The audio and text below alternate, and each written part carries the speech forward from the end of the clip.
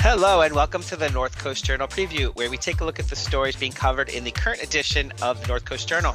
I'm your host, Dave Frank, and I'm joined this week by Thad Greenson, news editor, and Jennifer Fumiko Cahill, arts and features editor at the North Coast Journal. Welcome, guys. Hey, Dave. Dave, how you doing? Pretty good. Blue skies, sunshine, fine day. Feel real good about that. Hopefully you guys get some fresh air today and get out there. Planning on taking a walk this afternoon. Very nice. We all should. Hopefully you too, Jen, even though I know it violates like one of the rules of how you roll. I know. I try to stay out of the sun so that I don't burst into flames, but maybe I'll take a vitamin D pill. It'll be fine. Okay, right on. You'll save the day. Let's just dive right in. Thad, why don't you tell us what's on the cover of this week's North Coast Journal? Yeah, Dave, on this week's cover, we have a story by Carly Whip, a freelancer who's been working with us. And it's just a really nice, good news story about really focused on two local high school students' efforts to get a kind of alternate curriculum brought into to Northern Humboldt Unified School District. And so folks, regular readers of the Journal might remember that I think it's been about a year and a half or 2 years now, but we wrote about kind of a joint collaboration between Save California Salmon, a local nonprofit, what is now Cal Poly Humboldt, and local indigenous leaders to put together a high school curriculum that would really bring Native perspectives and Native, cultural knowledge and ecological knowledge into local classrooms. And so it was kind of a first of its type effort, and they put together this 93-page curriculum called the Advocacy and Water Protection in Native California High School Curriculum. And it comes kind of complete with lesson plans and guided studies, and then a kind of separate addendum that's additional resources for teachers. And it was really designed to kind of follow up on a groundbreaking ACLU report from a couple years ago called Erasure, that was looking at the troubles that disproportionate discipline and that Native students face in local schools, particularly Humboldt County and Del Norte County schools, and a bunch of reasons for that. And one of them was a feeling that they just didn't see themselves and their perspectives and their history as represented in local curriculum. And so this is kind of an answer to that. So this curriculum rolled out, and then Carly really focused in on, like I said, these two students' efforts, Limoni Hutt and Isaiah Levy, both who are seniors at Arcata High School. So this is a pretty amazing accomplishment for the two students involved, but it's also a real huge benefit for our local community. It sounds like rather than some parallel track where the curriculum that they proposed has its own topic as like Native studies, instead it will be incorporated into history and science. Can you tell us a little bit about that part of it, of how it's being received by either schools, teachers, or other elements within our own community here? Yeah, so Save California Salmon Executive Director Regina Chichazola told us that they really wanted to make this as accessible for districts as possible, and even as accessible for individual teachers as possible. And so they figured, and I think this was really, insightful and just thoughtful of the people who put this curriculum together. But they figured if they created like one single course, that it might be really hard to get schools who are already kind of facing resource challenges and teacher shortages and stuff like that, to be able to incorporate kind of an entirely new discipline or entirely new coursework into their existing framework. And so what they did was they created a curriculum that individual teachers could, pick and choose lessons to then incorporate into things that they're already doing, or districts could incorporate pieces into existing course frameworks. And so there's things, lessons, course, lines of study that can be, incorporated into biology classes, can be incorporated into history classes, even art classes. And it makes it much more accessible for individual teachers and districts to really work this in. And it really underscores that I think a point that that Isaiah Levy made, which is that so much of what he felt like curriculum that he was seeing at Arcata High School was just really kind of boilerplate stuff that was designed for the entire state, and there wasn't really much that was tailored to the uniqueness of Humboldt County, and so much of I think what many would consider unique about Humboldt County is its an immense natural beauty and ecological diversity. The 11 native tribes that have called this place home from time immemorial, and those tribes each have their own individual perspectives on that ecological diversity, and there's a tremendous interplay there, and so it's both I think an opportunity to have folks have the local history and the realities of Humboldt County better reflected in high school curriculum, but it's also a chance for those perspectives that have been here, and I think that a lot of us are now seeing a lot of value in returning to when you look at things like prescribed fires, prescribed burns, watershed restoration, dam removal, these efforts that Native communities here have really been on the forefront of. Bringing those back into a streamlined high school curriculum is huge, has a tremendous amount of value. And so thank you for that. And Kutcha Rising Baldi from Cal Poly, someone we've had on this show before. She's a contributor to North Coast Journal on some occasions. She actually gave some feedback also along those lines about how it's important for people to incorporate some of those lessons because of the insights that they will provide young students in our community about, for lack of a better word, a higher ethical or moral approach to things like fisheries health and wildfire management. So it really it's a new angle for a lot of people. But so it's serious progress. Any other thoughts at all about the contributions of these two students and kind of what we can expect maybe next? Yeah, so first, Lamoni Hutt made a couple of observations, I think, in the piece that are very much worth highlighting. One is she's a Hoopa Valley tribe member, and really commented about how she feels like growing up she was. She was gifted this tremendous knowledge, ancestral knowledge about the ecology of the area, the history of the area, and also just this different cultural perspective, and felt like that was just tremendously absent in what she was learning in high school, and that it was she learned about Native communities as a thing that were, not a thing that are. Right. And just the value in future students seeing themselves, future Native students especially, seeing themselves reflected in the curriculum, and just how empowering that is. And then another, observation she had, which I thought was tremendously important, is, in Humboldt County, we want our youth to come up through local schools, go away, get higher education, or stay at Cal Poly Humboldt and get higher education, and then come back and stay here and do big, good things that benefit the entire community and kind of continue to push us forward. And one observation she had is that in order to do that, and for folks to assume positions in leadership, whether it's in ecological restoration or Forest Service or any of these variety of things, people are going to need to know how to interface with native communities here, and work with local tribes on projects, and that this curriculum kind of gives non-native students a framework for that, a base level of understanding of what some of the dynamics at play are in those situations, and I thought that was really insightful. Well, fantastic. And as far as next steps, Ms. Hutt and Mr. Levy were very successful in getting Northern Humboldt Unified School District Superintendent Roger McDonald to kind of pledge to incorporate these curriculums into that district's schools beginning next year, so Arcata High School and McKinleyville High School. And the effort is still really ongoing as far as getting other educators locally kind of brought up to speed on this curriculum. There's Save California Salmon and the Humboldt County Office of Education are doing teacher trainings and all kinds of things to kind of mainstream this curriculum. And so hopefully, with each year, we'll see it kind of progressively in more and more classrooms locally.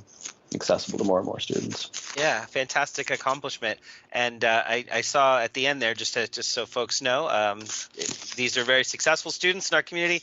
Hut, she's going on to Harvard, and Levy's going on to Columbia. So those are both incredible, institutions, and hopefully that they are able to, kind of parlay some of their accomplishments here locally into higher learning in their next chapters.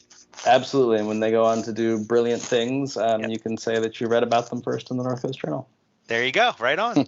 Well, thanks again, Thad, for covering this week. Yeah, thanks you, Dave. Hey, Jen, how about you? What is going on the Arts and Features beat this week? It's extremely unsettling, especially after that good news story. But I have more good news. 2 in a row. I know, it's alarming. Fantastico. It's not really like us. And yet. We'll balance it out soon. Right? We'll bring back the hate and sadness really soon. So this week I am looking at a trio of restaurants that are moving into spots that have been empty. And there's nothing sadder than walking by empty storefronts. Well, I mean, there is stuff sadder, but it's the saddest kind of window shopping. When you walk by and you see, oh, that used to be whatever, that used to be so-and-so, it can be gutting. And then after the pandemic, it's especially brutal because it's just like dominoes, watching all these places that had to close down. So this week I have a story titled Watch These Spaces, which is about 3 different places that are getting filled with new chefs. So where to begin? First of all, I want to start from the end of the story, which is Annie's Cambodian.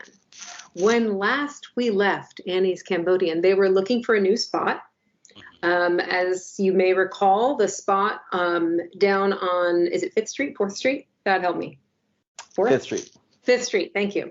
One's going out of town, one's going in town. Anyway, that spot is going to be torn down and likely turned into a Starbucks, maybe a Subway, but basically some sort of a drive-through situation, a chain restaurant, not something local. And everybody has been up in arms about it, worried about where they'll go, worried about too many chain restaurants moving into Eureka, and, generally feeling kind of sad about losing this place that everybody has so enjoyed over the years. Well, they have found a home. And if you live near Henderson Center, congratulations, because you are now Annie's neighbor. Starting hopefully by this summer, they're looking at July, but you know how I should say as a caveat, restaurants opening can be tricky between inspections, getting equipment, renovations, finding out that plumbing needs to be redone. It's just kind of like, homeowner times 10. So just be ready for things to be delayed. But they're aiming for a July move-in. Until then, they are currently still at the 5th Street location. It might look like they have shut down, but that's just because some fool busted into their glass front door like a month ago and broke in and stole like some money out of the register because people are garbage. Awful. But they are still open. You can still go eat there, etc.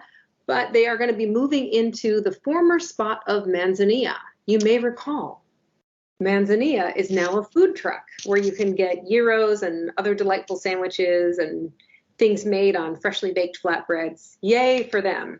Delicious. But that means that the big restaurant space, and it is a big space, that was in Henderson Center is now open. And that is where Annie's is moving in. Nice. They are going to have their work cut out for them in terms of rearranging the kitchen so that it's made for cooking Cambodian food instead of, Mediterranean food. There was almost, I think, every building in Humboldt County now has a wood-fired pizza oven, right? Isn't that correct? I think your Access is going to have one, right, at the new spot? Let's hope. They don't so much need the pizza oven. So what they need is something that is like a big restaurant-sized wok burner. I don't know if you've ever been into the kitchen of an Asian restaurant, particularly a Chinese restaurant or Southeast Asian restaurant, but dang, the woks are huge. And that means that the fire that heats them has to go all the way up, sometimes in a sort of pyrotechnic, scary way. Yeah. But it's all right. Everybody's professional. So they're going to need to get new burners for that whole setup. They're going to need to do some changes and move all of their lovely decor, including the carved wooden statues and paintings that Annie had shipped from Cambodia, and which I will never forget. This dude on Yelp once called scary. He was too frightened to stay. The statues frightened him away. I think about it all the time. Anyway, so those things are all going to move in, and they're going to do sort of a more like a slightly different approach in the new space, but they're going to have all the same art and everything. So they're really looking forward to the move. So congratulations to them and to anybody who's their neighbor, which reminds me, they are right next to Little Japan grocery store.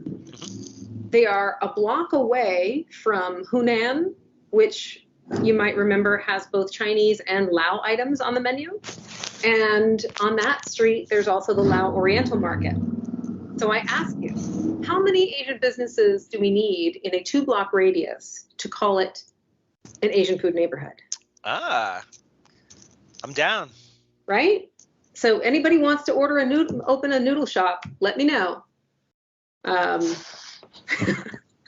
we'll frequent, right? We'll frequent. Right? But there's more. Annie's is not the only move. You may recall, speaking of Chinese restaurants and giant walks aflame, Gongsi has been closed for a long time. And while I know, David, you have enjoyed practicing your graffiti tagging on the exterior, you got me. Those days are over. It is going to be, the outside is going to be refurbished, and the inside is going to be taken over by a couple of guys. One of them, Joe Tan, who we've talked about actually before. Joe Tan opened up Nori with some partners over in Arcata. And he's a sushi chef, and he does a lot of different Asian cooking. He's from Malaysia and worked for a long time in Japan. And he is going to be bringing a friend and business partner in, another guy named Tan, Alec Tan, no relation. It's like Smith in Malaysia, apparently. Yeah. But they are actually from the same like mountain village in Malaysia. And they, Alec Tan ran a restaurant in New York that was Malaysian Chinese. And Joe used to go there and just like revel in the nostalgia of it. So they're going to open up a place in the Gongsi building, and it is going to be called Curry Leaf. And they're going to have Malaysian and Chinese specialties. If you haven't had the pleasure of Malaysian food, know that Malaysia has gifted us with both Michelle Yeoh and a noodle soup called laksa. They have, I believe that's the national dish. There are a lot of different flavors from a lot of different places. You can think about the city of Singapore as being sort of emblematic of the melting pot of different Asian influences, everything from India to Thailand, all over Southeast Asia, China. It all kind of converges on Malaysia, and it has this fantastic multifaceted food culture. So really looking forward to see what they do there. This is awesome news. Right? Isn't it? Yeah, I'm psyched. Very exciting. And Joe Tan is a busy man, because while he is renting the place, the Gongsi place, and it's a lot of renovation. You may recall that Gongsi had a lot of health code violations that ended up closing it in 2017. So all that refrigeration, the prep area, all that stuff had to be stripped out and replaced. Another place that could use some DLC is the former Angelo's, which was shut down, yes, in 2021 for all kinds of violations, but mainly vermin. Rats. I know. Old buildings, holes, but Joe Tan has a vision. And so he has bought the building, has pest control in there, and is working on making all the upgrades necessary to turn it into, fingers crossed, a food truck garden. Oh my goodness. Yes. So he dreams of having 3 or 4 trucks parked outside, maybe like a rotating cast of food trucks in the very big parking lot of Angelo's. Yeah. And allowing them to hook up, and then allowing people to eat inside or outside on the planned beer garden. And meanwhile, there's all those ovens in there, right? Mm-hmm. what to do. So he has called upon Brett Obra, who is the chef and co-owner at Humboldt Bay Bistro. Oh, right. And it turns out a native of Detroit. I see where this is going. I see it dawning on you. So he is going to bring a couple of different, he's going to have Californian pizza, like, hand-tossed pizzas, thin crust, but he's also going to do a couple of Midwestern pies. I speak here of the Detroit pie and the Chicago pie, the deep dish. So the Chicago is going to be, of course, like, I'm sure everybody has maybe heard me already cry about the fact that we don't have deep dish Chicago pie here. Oh, yeah. It's not my pizza, but it is a thing I love because it has so much. It's a decadent, more pizza. And it's, if you haven't had it before, it has high sides, like baked in almost like you would imagine like a cake pan. And it's very crusty and buttery. And then it has tons of cheese so that there's like this much filling instead of this much filling on top of a flat pie. Whereas the Detroit pizza, this is the most Detroit thing in the world. It's actually baked in a pan that was originally made for the automotive industry, like an oil drip pan, a pan that you would use for like tools, and it is called Blue Steel. I don't have a Blue Steel. It was your best Zoolander. That has one. He won't do it, but he has one. It's embarrassing when people remind you that you can do it. You want to forget about that, right? So he's got the Blue Steel pans, and he's going to make the square pies. The other thing that's different when you look at it, if you're not wearing your glasses, you might be like, "What is that? Like Sicilian?" It is not, my friend, because it has a very browned crust on all sides. The cheese goes all the way to the edge. There is no naked crust on the edges. So people who have been taking crusts from other people all these years, your luck has run out. And they do something that I'm still unsteady about. I need to adjust. I need to accept the things I cannot change, which is putting the sauce on top of the cheese. Yeah. So he's going to bring those traditions in along with some other family recipes, pastas, sandwiches, things like that. And so it'll be a pizza place in that section. And he's going to start with takeout, hopefully also in July. And then the rest of it will be the part that Joe is running as the food truck and sort of like, bring in eatery. So you'll be able to eat pizza inside. You'll be able to eat food truck food inside and get beer and all that stuff. And he is also, for people who are wondering, I know lots of nostalgic Gen Xers are out there going, but what about the video games? Joe is planning to bring in video games, shuffleboard, I don't know, skee ball, that sort of thing, and maybe even a pool table so that a new generation of people can waste their youth and quarters in a pizza parlor. This is awesome sauce. It's like a trifecta. I know. It's pretty good news. Yeah. So the blue sky isn't just metaphoric. This is like we have options, more exciting options. I'm glad the restaurateurs. Yeah. Oh God, I forgot about that. Already. The restaurateurs in our community are being creative and ambitious, and I think hopefully we'll all benefit real soon. Yeah, there are a couple of other things that are kind of in the works, and I'm going to be following up on things that are happening in the old China Buffet building and other stuff like that. So stay tuned for more restaurant news. Awesome sauce. Thank you very much. That's like the theme of the day now. This Detroit pizza. I'm picturing the sauce. You got to Have you had it? Nice. Yeah. What's your thought? How do you feel? Well, I'm originally, Northeast, so Italian, New York style pizza is my go-to. That's pizza in quotes. But like you said, if you want to mix it up, it's really good. It reminds me of some of the old Italian families that would make a pie, an actual pie with sauce and cheese and onions and peppers and stuff. It gives you that flavor to it. Right. I really liked it. Yeah. Well, I'm ready. I went down a rabbit hole yesterday of grandma pies from Long Island, also the lesser known grandpa pie, Sicilian versus Detroit. It was a whole, yeah. So you said But- Chicago's not your jam so much? No, I mean, it's not like when I crave pizza, I don't crave a Chicago pizza. I crave a New York pizza. Yeah. But I love the Chicago pie because, my God, that's a lot of cheese. So to put that on the spot, what do you think that where do you go to? What's your pizza go-to flavor of choice? Chicago, when it's an option. Oh, Yeah. so damn, this Grew is up on Zachary's in the time is area, come. which is a Chicago style pizzeria, and it's so good. All right. It's my jam. Well, yeah. So I think that Angelo's, the old Angelo's, what are we calling that place, or does it not have a name yet? Not yet. We'll see. Okay. So for now, it's the old Angelo's. North Coast Journal is available on newsstands now. Pick one up. Stay informed. Also available online 24/7, so you can always check them out there. Until next time, Thad and Jen, take care, and we'll talk to you next week. See you next week.